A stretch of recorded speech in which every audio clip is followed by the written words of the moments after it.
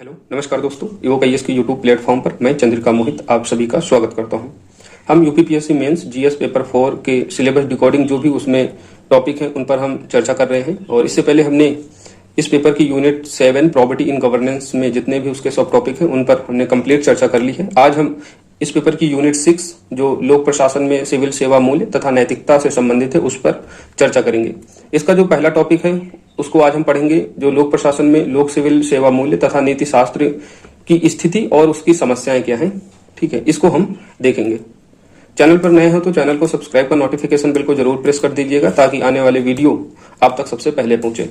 हम जो पढ़ रहे हैं हम इसमें केवल सिलेबस वाइज ही पढ़ेंगे, क्योंकि आपको पता है जो पेपर सेट होता है, अगर आप प्रीवियस ईयर पेपर का एनालिसिस करेंगे तो आप पाएंगे कि सिलेबस से बाहर यूपीएससी या फिर यूपीपीएससी कुछ भी नहीं पूछता है। तो हम सिलेबस की एक एक यूनिट एक एक कीवर्ड को पढ़ेंगे और उसको अच्छे से कवर करेंगे। और इसको पढ़ने के बाद आप प्रीवियस ईयर पेपर को सॉल्व कीजिएगा, आप पाएंगे कि आप सभी पेपर को इजिली हैंडल कर पा रहे होंगे। तो देर न करते हुए स्टार्ट करते हैं। लोक प्रशासन में लोक सिविल सेवा के मूल्य और नीति शास्त्र की स्थिति और समस्याएं क्या हैं। तो इसकी स्थिति और समस्या को जानने से पहले हमको जानना होगा कि आखिर लोक सेवा होती क्या है। तो लोक सेवा को जानने के लिए हमने इसको दो भागों में डिवाइड कर दिया है। सबसे पहले तो जो सरकार हमें सेवाएं प्रदान करती हैं वे सेवाएं क्या होती हैं, लोक सेवा के अंतर्गत आती हैं। लोक सेवा का मतलब पब्लिक सर्विस, जो नागरिकों को दी जाने वाली सेवाएं होती हैं। तो नागरिकों को सेवाएं जो होती हैं वो सरकार देती है, या फिर कोई भी व्यक्ति जो सरकारी नौकरी में है वो अगर नागरिक को सेवा प्रदान कर रहा है तो वो सेवाएं भी लोक सेवा के अंतर्गत आती हैं। अब यहाँ सरकारी नौकरी में से मतलब सरकार का आशय क्या है। सरकार का आशय वही है जो संविधान के अनुच्छेद आर्टिकल 12 में राज्य के अंतर्गत बताया गया है। तो आपने संविधान पढ़ा होगा तो उसका जो आर्टिकल है उसमें राज्य की परिभाषा दी गई होगी। तो उस राज्य की परिभाषा के अंतर्गत जो भी व्यक्ति है वह सरकारी नौकरी से संबंधित माना जाएगा, और सरकारी नौकरी के अंतर्गत जो सेवाएं पब्लिक को प्रदान की जा रही हैं वो सेवाएं लोक सेवा के अंतर्गत आती हैं। अब इस राज्य में जुडिशरी भी हो सकता है, अर्थात न्यायालय भी, सेना, अन्य में जैसे एनजीओ जो सरकार से जुड़े हैं, अर्थात सरकार से 50+ % से अधिक वित्त इनको प्रदान होता है। तो वो भी एनजीओ जो सेवाएं दे रहे हैं वो भी लोक सेवाएं होंगी। दूसरे जो एमपी होते हैं, हमारे एमएलए होते हैं, ये सभी लोक सेवा के अंतर्गत आएंगे। अब हम इसकी स्थिति पर अगर नजर डालें तो इसको भी हमने दो भागों में डिवाइड करके देख लिया है। सबसे पहले तो स्वाधीनता के पूर्व ब्रिटिश काल में जो हमारे लोक सेवक हैं या सिविल सेवक हैं उनके मूल्यों की स्थिति क्या थी। दूसरी स्वाधीनता के बाद जो हमारे सिविल सेवक हैं उनके मूल्यों की स्थिति क्या थी। तो स्वाधीनता से पहले ब्रिटिश काल में जो हमारे लोक सेवक थे वो किसके प्रति निष्ठा करते थे। तो जो ब्रिटिश क्राउन होते थे राजा के प्रति उनकी निष्ठा होती थी। दूसरा अभिजनवाद अर्थात इलिटिज्म, जनता से तटस्थ होते थे।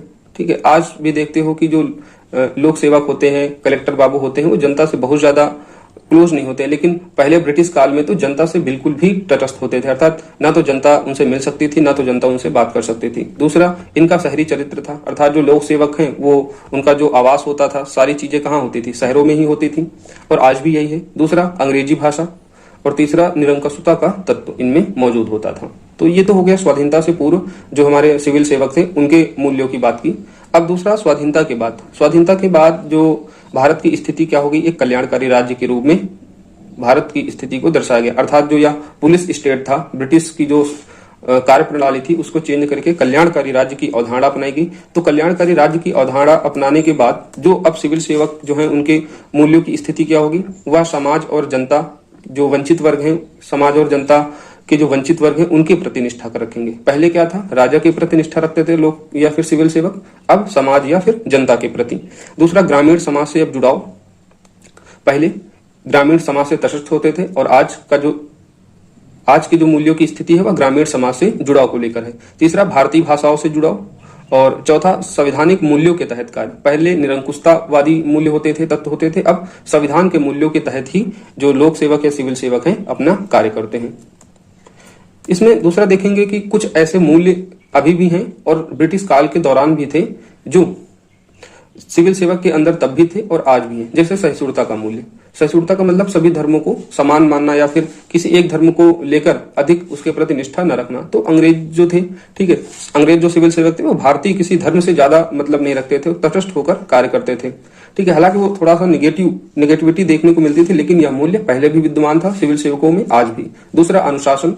तो पहले ब्रिटिश क्राउन के प्रति अनुशासन होते थे और आज जनता के प्रति या फिर संविधान के प्रति अनुशासन, तो अनुशासन का मूल्य पहले भी था, आज भी था। निष्ठावान होते थे ब्रिटिश क्राउन के प्रति, और आज जो सिविल सेवक होते हैं वह जनता के प्रति, संविधान के प्रति निष्ठावान होते हैं।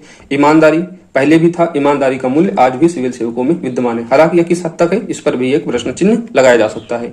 लेकिन कुछ ऐसे मूल्य थे जो पहले अर्थात स्वाधीनता से पूर्व जो लोक सेवक होते थे उनके अंदर नहीं थे, लेकिन आज हैं। तो जिसमें हम देख सकते हैं करुणा, सेवा भाव, पारदर्शिता और प्रतिबद्धता जैसे मूल्य पहले नहीं थे लेकिन आज हैं। अब हम नेक्स्ट पढ़ेंगे समस्याएं वर्तमान सिविल सेवकों की, क्योंकि यूपीएससी जो क्वेश्चन बनाती है वो वर्तमान से ही संबंधित होते हैं। पूछती है कि वर्तमान में सिविल सेवकों की क्या समस्या है, उनके मूल्यों और उनकी नैतिकता के संबंध में। तो इसको दो भागों में आप डिवाइड कर सकते हो। जो समस्याएं हैं सिविल सेवकों की, पहली तो उनके नैतिक और मूल्यों में जो संकट आया है, और दूसरा उनकी जो कार्य प्रणाली अर्थात उनके जो वर्क कल्चर में क्या समस्या है, ये हम देखेंगे। तो नैतिक मूल्यों में क्या क्राइसिस हुआ है? पहला तो जो सामंतीवादी मानसिकता है, तो वह सिविल सेवकों की सबसे बड़ी समस्या है। और आज भी जो सिविल सेवक हैं उनके अंदर एक सामंतवाद की मानसिकता मौजूद है। दूसरा ईमानदारी का अभाव देख सकते हैं, और तीसरा संवेदनशील की कमी वंचित वर्गों और जनता के प्रति। आप देखते हो जो सिविल सेवक होते हैं कलेक्टर बाबू बन जाते हैं, लेकिन वो जनता के प्रति संवेदनशील नहीं होते। दूसरा सहभागिता अर्थात जनता के सहयोग से कार्य न करना, एक सामंतवादी मानसिकता को ही दर्शाता है। दूसरा अभिजात्यवाद अर्थात भाषा और वर्ग को लेकर, ठीक है, इनका एक अलग ही क्लास आज भी माना जाता है। इनकी भाषा और उनकी वर्ग जो है आज भी जनता से जुड़ी न होकर जनता से तटस्थ देखी जाती है। तो ये तो हो गया सिविल सेवकों के मूल्यों में संकट क्या है। और अब हम देखेंगे इनकी कार्य संस्कृति में इन वैल्यू की वजह से क्या समस्याएं आती हैं।